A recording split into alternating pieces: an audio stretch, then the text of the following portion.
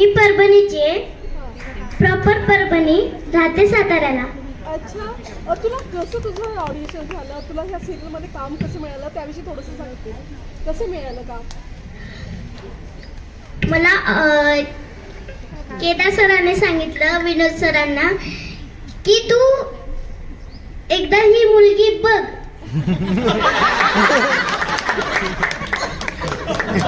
Okay.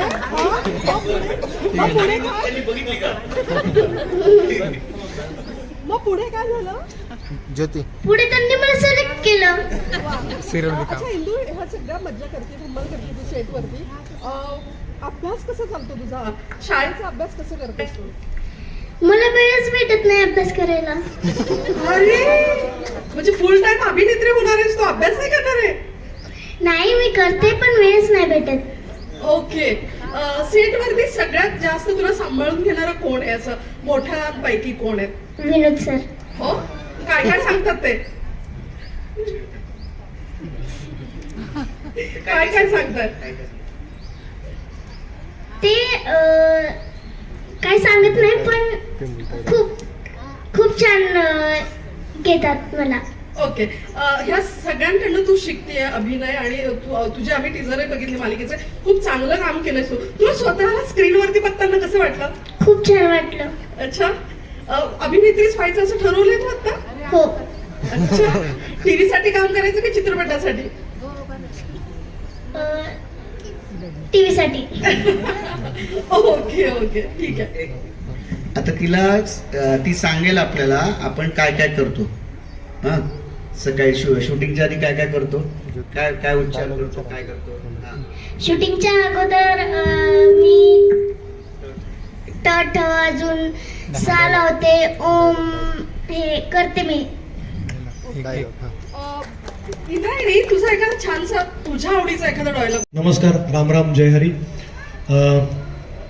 बऱ्याच दिवसांनंतर, बऱ्याच वर्षांनंतर, साधारण एक 6-7 वर्षांनंतर मी पुन्हा एकदा टेलिव्हिजनकडे वळलेलो आहे, मालिका करतो आहे. मधल्या काळामध्ये अनेक सिनेमे, नाटकांचे प्रयोग करत करत ही गोष्ट, हा जो ऑडियन्स आहे सगळ्यात मोठ्या प्रमाणात लाभलेला टेलिव्हिजनला, कलर्स मराठीला, त्यांच्यापर्यंत कुठेतरी पोहोचण्याचा प्रयत्न करत होतो. आणि एक चांगली माणसं, चांगलं कथानक हाताला लागणं हे नटाच्या नशिबामध्ये असावं लागतं. आणि मी स्वतःला खूप भाग्यवान समजतो, कारण गेली सातत्यानं 4 वर्ष मी वारी करतोय. आणि दरवर्षी मी पूर्ण वारी करतो, म्हणजे देहूपासून सुरू करतो, आळंदीपासून मग पुणे, सासवड, जेजुरी, नीरा, वाल्हे, पुढे मग इकडनं सुद्धा तुकोबांची रोटीघाट, आणि शेवटचं जे वाखरीचं रिंगण आहे, 8.5-9 लाख वारकरी असतात. कारण सगळ्या पालख्या, सोपान काकांची पालखी, ज्ञानेश्वर माऊलींची, तुकाराम महाराजांची, गजानन महाराजांची पालखी तिथे येते, आणि तो भव्य रिंगण सोहळा होतो, आणि शेवटी पंढरपूर. आणि दरवर्षी मी वारी सुरू करताना असं म्हणायचो की हा इंद्रायणी ते चंद्रभागा हा प्रवास वारकऱ्यांचा आजपासून सुरू झालेला आहे, आणि तो 21 दिवस 22 दिवस तो चालणार आहे. तर या 4 वर्षामध्ये मला समृद्ध करणारी होती, माझं जगणं समृद्ध करणारी ही वारी होती. कारण आपण छोट्या छोट्या, म्हणजे आपल्याला खपली झाली तरी आपण बळबळत्या जखमेसारखं ते दुःख मोठं करतो. आणि वारीमध्ये गेल्यानंतर आपल्याला असं वाटतं की किती जगणं खरंच नितळ आहे, सोपं आहे. आणि आपण स्वार्थापोटी नेहमी मंदिरात जातो, देवळात जातो, देवाकडे मागणं मागतो. अनेक वारकऱ्यांशी मी संवाद साधलेला आहे. तेव्हा वारकऱ्यांशी मी संवाद साधताना म्हणायचो की माऊली, आता चालत चालत निघालाय तुम्ही, आळंदीहून निघालाय, पंढरपूर गाठायचंय, आणि रोज 17-18 किलोमीटरचा प्रवास आहे, पायामध्ये चप्पल नाही, खापल्या आल्यात, भेगा पडल्यात पायाला. एवढा प्रवास करून गेल्यानंतर, विठ्ठल मंदिरामध्ये गेल्यानंतर 36, 38, 42 तास उभा राहून नंतर तुम्हाला पांडुरंग दिसणार आहे, काय मागणार आहेत पांडुरंगाकडे? तेव्हा वारकरी, प्रत्येक वारकऱ्याचं उत्तर एकच होतं, काय मागायचंय पांडुरंगाकडे? त्यांनी दिलंय, लय मोठं दिलंय, त्याच्याकडे काही मागणी नाहीये. मागायचंच असेल तर त्या शेतकऱ्यांसाठी मागणार, निसर्गासाठी मागणार, पाऊस पडू दे, सगळ्यांचं व्यवस्थित होऊ दे. आपल्याला काय, पांडुरंगाने हा मनुष्य जन्म दिलेला आहे, याची देही याची डोळा, आपल्याला पांडुरंगाचं दर्शन करायला मिळते, अजून काय पाहिजे? मस्तकी चंदनाचा टिळा लागला विठ्ठलाचा मला. ही वारी करत असताना मला आत्ता असं वाटतं की इंद्रायणी मालिका करत असताना, शूटिंग करत असताना मिळाल्यापासून मी इतका सकारात्मक आहे, इतका पॉझिटिव्ह आहे या मालिकेच्या बाबतीत की मला कुठेतरी असं वाटतं की मी मनोभावे प्रामाणिकपणे 4 वर्ष 21-22 दिवस सातत्यानं जी वारी केलेली आहे त्याचं फळ मला पांडुरंगाने काय दिलं असेल तर इंद्रायणी ही मालिका माझ्या पत्रामध्ये टाकलेली. खूप छान वाटतंय. आणि विनोद सर म्हणाले तसं की आत्ता टेलिव्हिजनच्या विश्वामध्ये टेलिव्हिजन आपण बघत असताना खूप जास्त प्रमाणामध्ये, कुणाला बोलायचं नाही मला, पण प्लास्टिक आपण जास्त बघतोय.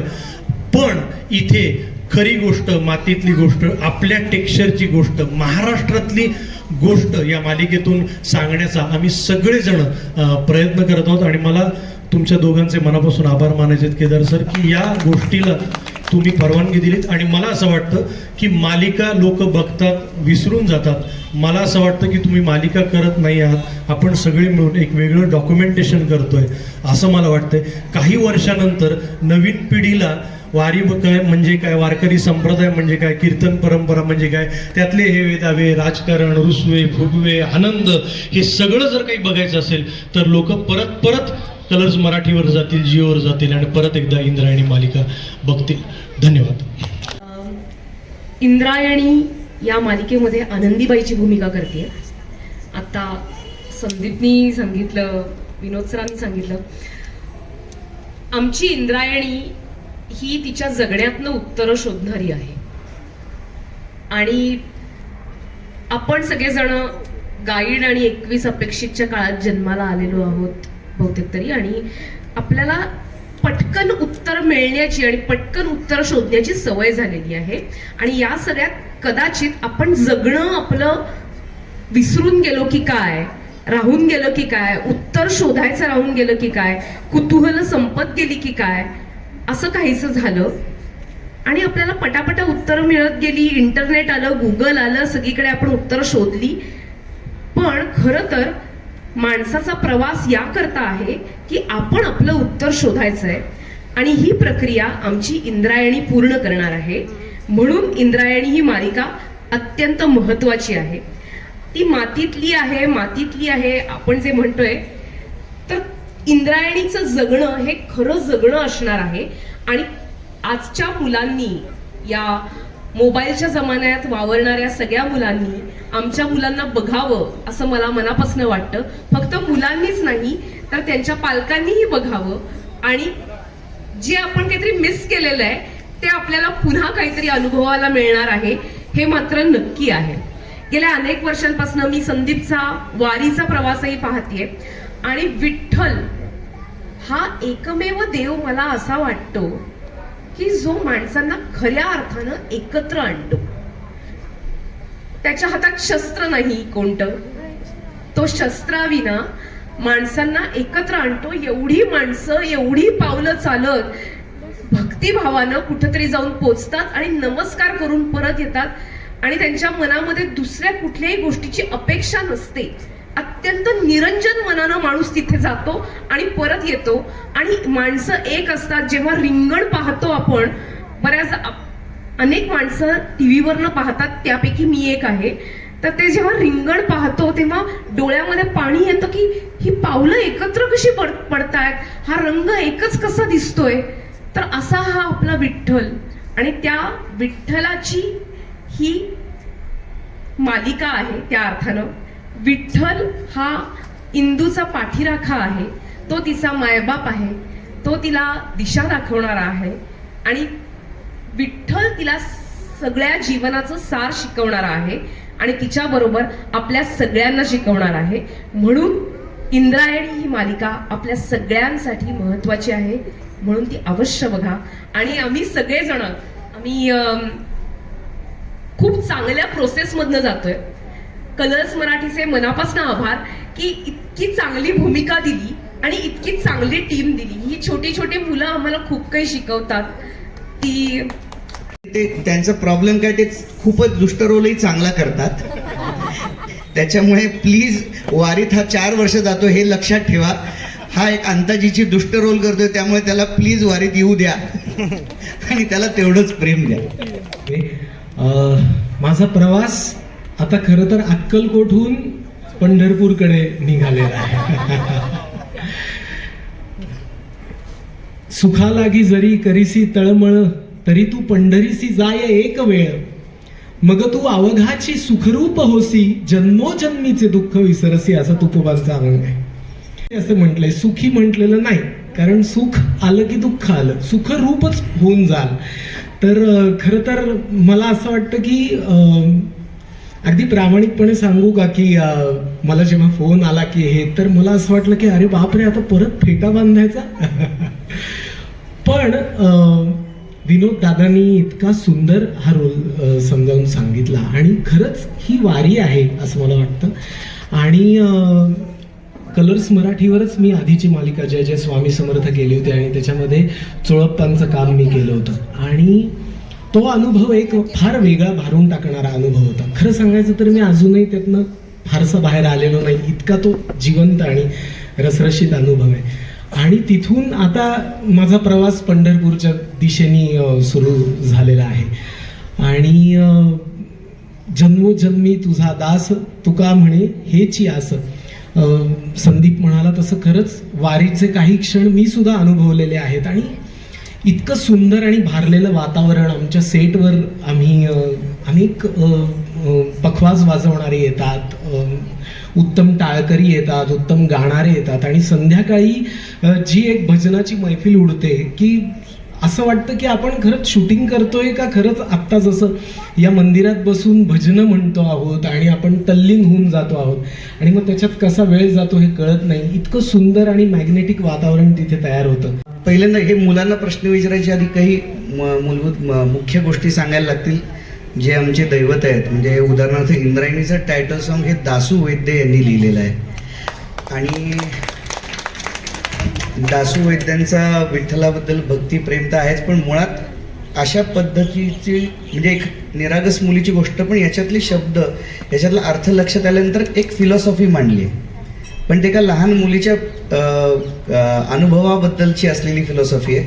त्यामुळे ए व्ही प्रफुल्लचंद्र यांनी याचं म्युझिक केलं आहे टायटल सॉन्ग आणि त्याचं बॅकग्राऊंड म्हणजे खूप दिवसांनी असं झालं की एक ए व्ही प्रफुल्लचंद्र हे मोठे बॅकग्राऊंड देतात म्हणजे सिनेमांना वगैरे, ते आता सिरियल्सला देत नाहीत. पण ही गोष्ट बघितल्यावर त्यांना वाटलं की नाही सर याचं बॅकग्राऊंड मीच करणार. इतक्या म्हणजे आता तुम्ही त्यांचं नाळमधलं गाणं असेल तरी ते तुम्हाला लक्षात आलं की किती मोठा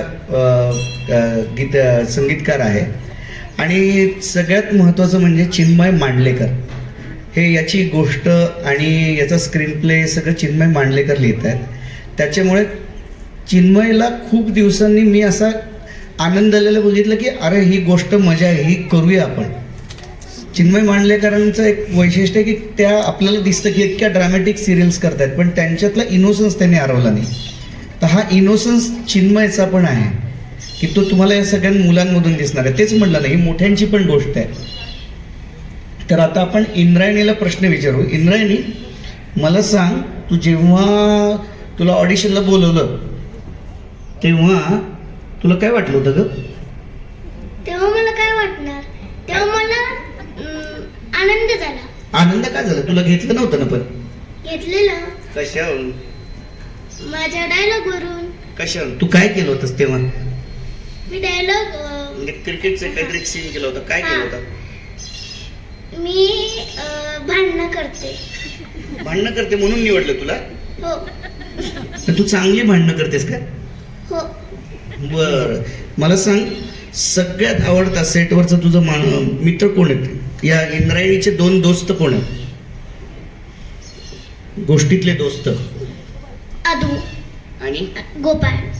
बर, मग तुमचं आधू आणि गोपाळ दोस्त आहेत तुझे, आणि तुझं कोण दोस्त आहेत गोष्टीत? माझे इंद्रायणी आणि गोपाळ दादा. गोपाळ दादा दोस्त आहे तुझा? भाऊच आहे मला. पण तू काय म्हणजे त्रास देतो का तुला? नाही, त्रास नाही देत, पण खोड्या करतो माझ्या. तुझ्या खोड्या करतो? कधी कधी. म्हणजे काय करतो तो? आता मला माहित म्हणजे सांगता येत नाही. आणि इंदू तुला मदत करते का? हो. बर, म्हणजे खरे तुम्ही किती दोस्त आहात ना? खरे पण दोस्त आहात ना तुम्ही? हो. इंदू आणि तू खरे दोस्त आहात? तुम्ही दोघं खरे दोस्त आहात? हो आहे, पण कधी कधी भांडणं करतो. तर अशीच सगळी एक धमाल आहे, कारण या दोघांची वेगवेगळ्या पद्धतीचे सगळ्या मुलांचे मूड स्विंग्स हे खरंच मला कौतुकाची गोष्ट आहे की हे दोघं एका सीनच्या आधी खणखणीत भांडलेले असतात, पण सीन मध्ये अत्यंत दोस्ती दाखवतात. म्हणजे एका सीन मध्ये मला आठवतं की असं ते म्हणलं की इंदू अशी जाते आणि कोणतरी सांगते "ए, तुझ्या आत्याने तुला बोलवलंय." तर इंदू म्हणते माय आता काय काम. आया बाया, आता कोणतं काम राहिलं रे? आणि म्हणून ती निघते तिथून की म्हणे आता जावं लागतं. तर आधू काय म्हणतो तिला, काय म्हणतो इंदू, हा काय म्हणतो इंदू, तू आमच्यासोबत बाळ पाहायला नाही येत? इंदू काय म्हणते, कोण म्हणलं इंदू येत नाही? इंदू आता सोबतच येणार. आणि मग तुझी आत्या, आणि मग तुझी आत्या कुठं की तुला? कुठं दे, तेरे लिए कुछ भी. तर ही अशा दोस्तीची गोष्ट आहे. कारण अशा पद्धतीने लहानपणीच म्हणजे आम्हाला सगळ्यांनाच, म्हणजे माझ्या भावाने एकदा, म्हणजे मला प्रत्येकाच्याच आठवणी असतील, भांडणं झाली होती आमची आणि माझी खरं तर चूक होती आणि माझा भाऊ येत होता आणि मला लक्षात आलं की माझा भाऊ आता मला बडवणार आहे आणि तो आला आणि त्याने मला न बडवता समोरच्याला मारलं. मला इतका आदर वाढला माझ्या भावाबद्दल. अशीच बेसिकली या सगळ्या रिलेशनची अशीच गोष्ट असते ना. तर अशा सगळ्या इंटरेस्टिंग गोष्टी तुम्हाला बघायला मिळणार आहेत इंद्रायणीमध्ये. कारण नुसती काही देवा वगैरेची गोष्ट नाहीये ही माणसांची गोष्ट आहे, ही रिलेशनशिपची गोष्ट आहे. ही अशीच रिलेशन, अशाच आठवणी तयार होतात ना. काय होतं, आपण आत्ता मोठी माणसं बघतो आणि मग त्यांच्या आठवणी ते सांगतात. तर इथे आपण आठवणी बघणार आहोत आपल्या. काय छान अभिनय करतेस तू, प्रोमोज आम्ही पाहिले, इतका सुंदर अभिनय तुझा. सर तुला सांगतात विनोद सर तसं तू करतेस का तुझं काही असतं त्यात वेगळं करायचं? विनोद सर सांगतात ते करते मी. पण तुला कळतं सगळं की ते सगळे सांगतात, कशी एक्सप्रेशन द्यायची, डायलॉग कसे म्हणायचे? हो, हा ती करत नाही, पण ते काय असावं लागतो, मग सगळं सीन चांगले होतात. काय असावं लागतं? मूड लागतो, कधी कधी मूड नसतो, मग रिटेक होतात माझे थोडेसे. एकदा ती म्हणली काहीतरी, एकदा खूप पटकन चांगलं केलं, मग म्हणलं अगं एवढं पटकन, ते मूड असलं की येतं सगळं मला. ठीक आहे. माझं नाव विनोद लवेकर, मी या मालिकेचा दिग्दर्शक आहे. मी आधी अनेक सिरियल्स केल्यात, पण बेसिकली ही जुन्या काळातली गोष्ट नाही, ही 2014 मध्ये घडणारी गोष्ट आहे. कारण ते आत्ता मला 2023-24ला जेव्हा मी येऊ तेव्हा इंद्रायणी मोठी झाली असेल, त्यामुळे 2014 ते 24पर्यंत त्या इंद्रायणीचा एक प्रवास असेल आणि 24च्या नंतर आपल्याला सलग एका मोठ्या इंद्रायणीचा प्रवास दिसेल. कथानक कसं सुचलंय? कथानक माझा प्रश्न राहिला, पण तो पोशाख मग तो कसा हा, काय? मग पोशाख काय होतं तुम्हाला आत्ता अंदाज नाहीये. आत्ता इथे आपण कीर्तनकार पाहिलेत लोक, ते काय जुन्या काळातले होते? आत्ताच्या काळात पण आपल्या इथे भक्तीची परंपरा असल्यामुळे अनेक काळातले लोक राहतात. म्हणजे इथे मोबाईल घेऊन असणारे, तेव्हा तेवढे साधे फोन होते, तेवढ्या टचस्क्रीन नव्हत्या. तशा पद्धतीचे 2014च्या नंतर टचस्क्रीन वाढल्या, गुगल किंवा अनेक गोष्टी वाढल्या, तर त्या गोष्टी आपल्याला दिसणार आहेत. पण पोशाखाच्या हिशोबाने आपण अनेक काळात जगतो. स्टोरी आहे या मागे, वारकऱ्यांचं याचं काय नातं आहे ते आम्हाला सांगाल जरा. इंद्रायणी ही गोष्ट म्हणजे आपल्याला सगळ्यांना माहिती आहे की ही मुळात एका छोट्या मुलीची गोष्ट आहे आणि त्या मुलीचं नाव इंद्रायणी आहे. तर म्हणजे अर्थातच एका लहान मुलगी आपल्याला तिची भक्ती काय आहे, तिथे विठ्ठलाच्या बद्दलची भक्ती काय आहे. आणि लहान मुलांना ना आपण सतत सांगतो की मी सांगतो म्हणून देवाच्या पाया पड. तर ती श्रद्धा मुलांमध्ये जागी झाल्यानंतर त्यांनी नमस्कार करणं, देवाबद्दल श्रद्धा, म्हणजे आपल्याकडे सगळ्यात चांगली गोष्ट आहे ना की वारकरी संप्रदाय किंवा विठ्ठल असा आहे की ज्याच्याकडे कुठलीच कर्मकांड चालत नाही. त्याला निखळ भक्ती किंवा निखळ श्रद्धाच लागते आणि त्याला त्या पद्धतीचे प्रश्न मुलांना सतत असतात की आपल्याला साध्या साध्या गोष्टी, एखादी गोष्ट का करायची नाही, या मुलांना सतत प्रश्न असतात आणि आपल्याला पालकांना त्याची उत्तरं माहिती नसतात. मग आपण मुलांना काय करतो, मी सांगतो म्हणून कर. तर या मालिकेतून स्पेशली पालकांना कळणार आहे की आपण मुलांना काय उत्तर द्यावं. म्हणजे का मला मी देवाच्या पाया पडायचं. आता अगदी साधी गोष्ट आहे की एका इंद्रायणी आता प्रोमोमध्ये तुम्ही बघितलं की प्रसाद काय का आपण देवाला प्रसाद देतो, तिथे का नैवेद्य देतो. देव तर खात नाही. तर हा प्रश्न याला उत्तर कोणाकडेच नाही ना. मग हे जे उत्तर समजा मुलांना मिळालं की देव नैवेद्य खात नाही, बरोबर आहे, पण तो काय म्हणतो की देव मानतो ना पण मग काय करायचं की मग देवाला कळलं तर पाहिजे की आपण काय खातोय. मग आपल्याला देव काय सांगतो की मला आवडलेलं आहे बाबा, आता एक काम कर, हाच नैवेद्य बाहेरच्या गाईला दे. आणि गाईच्या पोटात किती देव असतात, 33 कोटी. तर 33 कोटी आम्ही एकटंच खात नाही, आम्ही सगळे मिळून खातो, जसे तुम्ही सगळे मिळून खातात. तर गाईला दिलं की मग आम्हाला मिळणार. आता अशा पद्धतीचं म्हणजे बेसिकली याच्यात साधीच उत्तर आहे. पण अशी उत्तरं आपल्याला बऱ्याचदा माझं म्हणणं असतं की पालकांचं पण लर्निंग असतं, कारण प्रत्येकजण काही शिकून आलेलं नाही. पालकांचं पण शिक्षण तसंच झालं असतं भक्तीचं, की जसं त्यांच्या आईवडिलांनी सांगितलं मी सांगतो म्हणून कर, मी सांगतो म्हणून कर. आणि माझ्या मते कर्मकांड नसलेला हा वारकरी संप्रदाय विठ्ठल हा माझ्या मते खूपच चांगली शिकवणूक आहे मुलांना. मुलांचं इनोसन्स या भक्तीमध्ये जपणं खूप गरजेचं आहे. त्यांना कुठल्याही पद्धतीची जबरदस्ती न करता त्यांना शांतपणे सगळ्या गोष्टी. काय होतं बऱ्याचदा या परंपरेच्या कुठल्याही देवाच्या श्रद्धेच्या या गोष्टी आपल्याला सांगता येत नाही, तर त्यास उकलून सांगण्याची ही गोष्ट आहे. आणि दुसरी सगळ्यात महत्त्वाची म्हणजे आता आपल्याला दिसतंच की एक मुलगी 2 मुलं आहे आणि बेसिकली या 3 मुलांची गोष्ट आहे.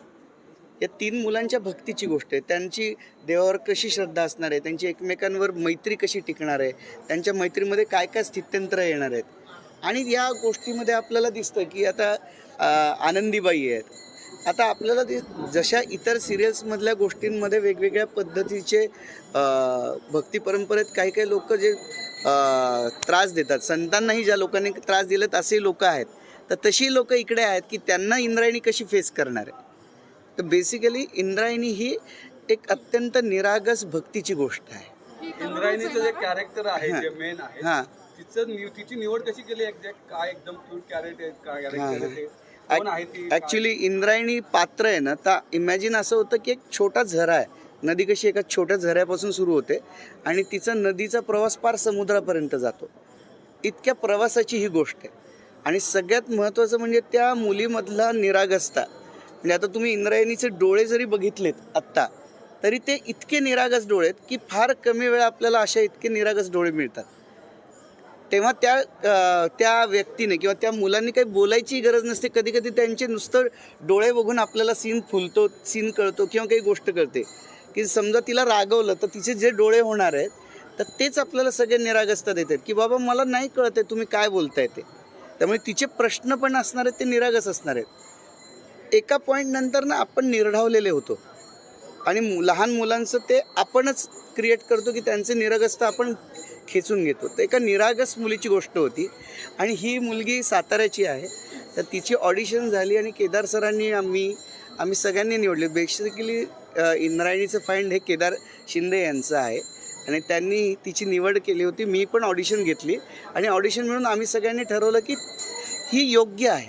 कारण या वयातच मुलांना प्रश्न पडतात की सगळ्या गोष्टी की ज्याचं आपल्याला उत्तर नसतात आणि ती पडतात, ती खरी वाटतात.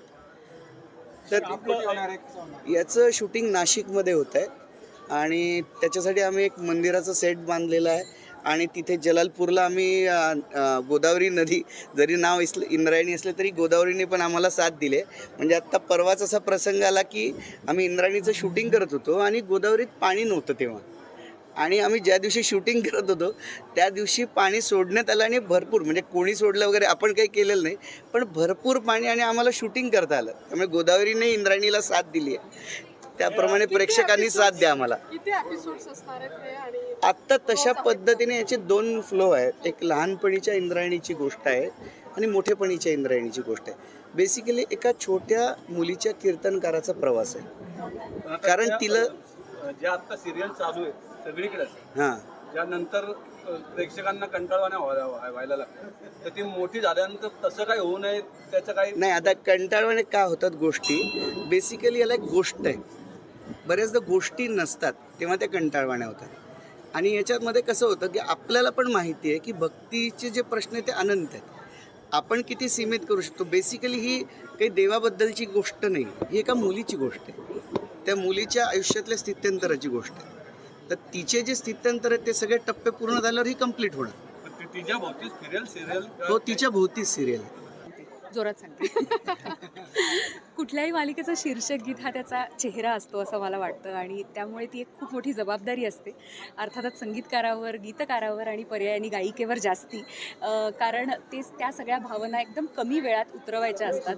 आणि इंद्रायणी हे शीर्षक गीत ए व्ही प्रफुल्लचंद्र यांनी संगीतबद्ध केलं आहे आणि दासू सरांनी लिहिलेलं आहे. अत्यंत सुंदर शब्द आहेत, अत्यंत गोड चाल आहे आणि मी म्हटलं तसं त्या भूमिकेत शिरून गायचा एक प्रयत्न ह्या निमित्ताने मी केला आहे, कारण एका छोट्या मुलीसाठी मी गायली आहे आणि आत्ता मलाही एक छोटी मुलगी आहे, त्यामुळे त्या भावना मी जवळून जाणू शकते, समजू शकते. आणि अर्थातच ती चाल इतकी गोड आहे, अगदी अशी लगेच ओठावर रेंगाळणारी आहे. आणि ए व्ही प्रफुल्लचंद्रची खासियत आहे की त्याच्या चाली ह्या लहान मुलांच्या अगदी जवळच्या असतात किंवा खूप कॅची असतात. सो हे सगळं एका मिनिटात ते सगळे डायनॅमिक्स दाखवणं आणि ते सगळं सादर करणं वॉज अ बिट चॅलेंजिंग, पण मी ते प्रोसेस पूर्ण एन्जॉय केली आणि कलर्स मराठीसाठी मी खूप वर्षांनी शीर्षक गीत गाते, सो त्याचा एक वेगळा आनंद आहे. याच्यापूर्वी गायलेली शीर्षक गीत आणि काय फरक? ह्याच्या आधी मी कलर्स मराठीसाठी गायले होते, कमला गायले होते, असं सासर सुरेखबाई, घाटगे अँड सून, अशी विविध प्रकारची. शक्यतो आजकाल काही वर्षांमध्ये सासू सून ह्याविषयी मालिका जास्ती होत होत्या किंवा गृहिणीबद्दलच्या, त्यामुळे त्यातली भावना वेगळी होती. ह्या सिरियलमधली भावना, लहान मुलीचं मनोगत, तिचं व्यक्तिमत्व, हे सगळं ह्या सगळ्या टायटल सॉन्गमध्ये उलगडलेलं आहे. त्यामुळे ते एक अगदीच ते सहज सुलभ असं होतं. याच्या टायटल सॉन्गच्या 2 ओळी ते मी नक्कीच गाणारच आहे, पण ते ट्रॅकवर गाणार आहे, सो आपण त्यासाठी थोडीशी प्रतीक्षा घेऊया. मी नंतर परत